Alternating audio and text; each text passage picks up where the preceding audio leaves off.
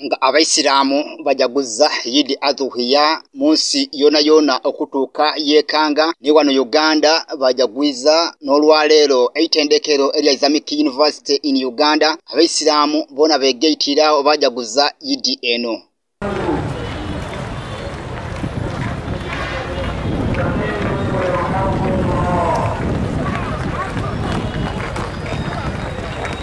Esawa yabeire ndala eyokuncho ekisawe cha Islamic University in Uganda Mumbale chamaze okubanga kikubako abaisiramu abakyala abaami taku n'abaana nga bagezako okubanga betanira mu kusala Yidi Adhuhiya n'okuwulira kutube yasomeibwa.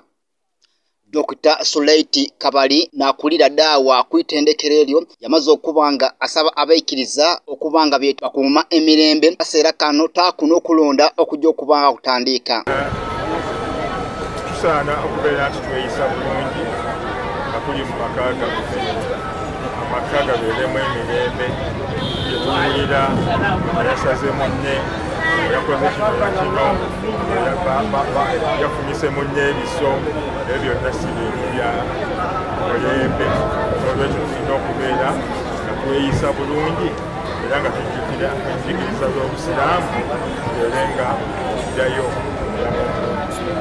era kiseera kyekimu tujukiza abantu bonna gye bali tugenda mu kaseera bye tuwulirayo yafumise gundi yakubye gundi yakoze bwati abantu abo be tulwanagana nabo be tugenda okuwangaala nabo bonna bano nga bakoze eki ebyokulonda nga biwedde kulonda kaseera kati katono nnyo ddala tekatwawula ne bwoba owanguddwa kiriza nti owanguddwa.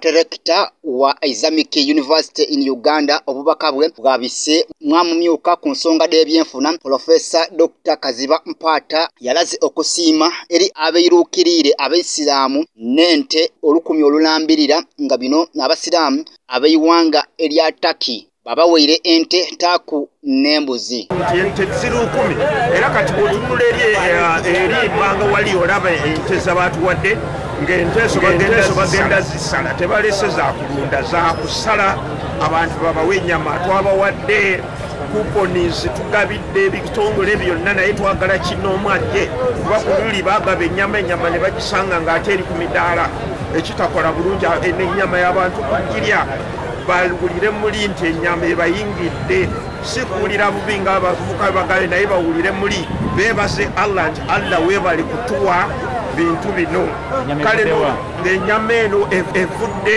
bannaffe abartuki be bali wano be bakiwomyemu omutwe n'abannaffe aba Malaysia batera okubeera wano n'embuzi nnyingi. Bintu bino byonna ffe nga yunivasite tutambulira ku Busiraamu tubibawa abantu olujjudde ne babimalawo era batugambye nti bajja kusalira wano kuba bali babadde nga basalira eyo wala nnyo ennyama n'etuuka leeti kati leero ebisolo biri wano era abantu bagenda kutandika okukola omulimu. Ebintu bino byonna lwakubanga Professor Ismail gy'agenda gye tugobera ffenna wano omukulembeze waffe ali ne resolve okumakinga sure nti ebintu bitambula bulungi.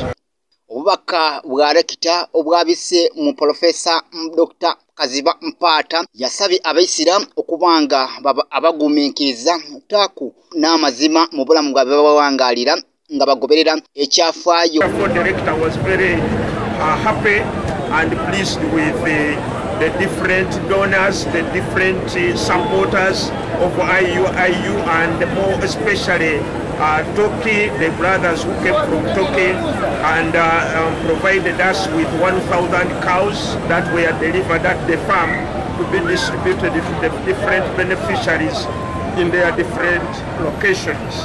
That was the first one. Then secondly, the rector also reminded the people of the verse of the Quran, بالله من الشيطان الرجيم بسم الله الرحمن الرحيم والعصر إن الإنسان لفي خسر إلا الذين آمنوا وعملوا الصالحات وتواصوا بالحق وتواصوا بالصبر. That we must be able to exercise or not only patience, establish prayer, but we must also be able to speak the truth and also be able to be patient.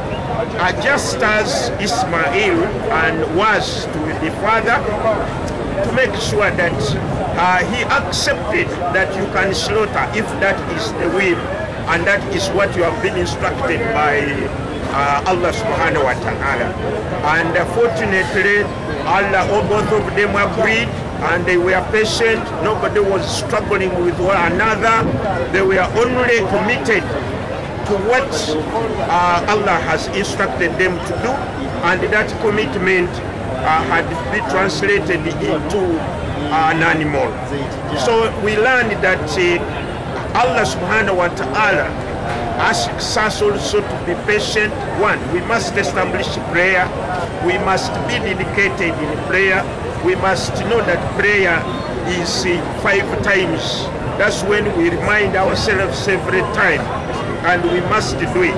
Then we must also be able to be patient, not only with your friend, not only with your wife, not only with your children, but be patient and be truthful to everybody. Again, not only to your wife and friends, but in the business community and the communities in which we stay.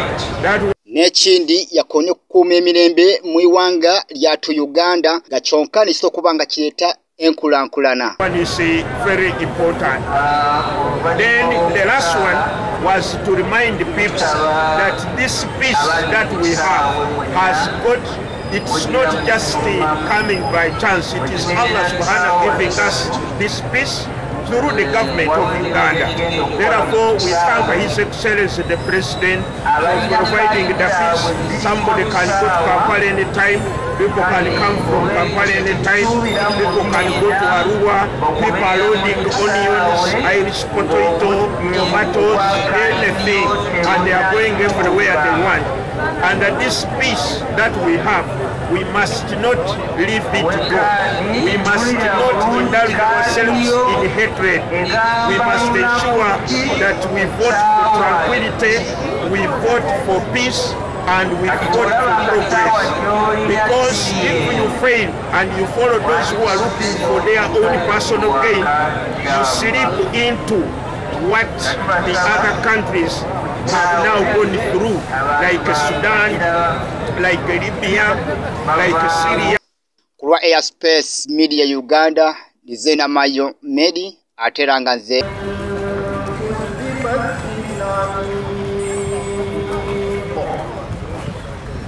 يشهدوا منافع لهم ويذكروا اسم الله في أيام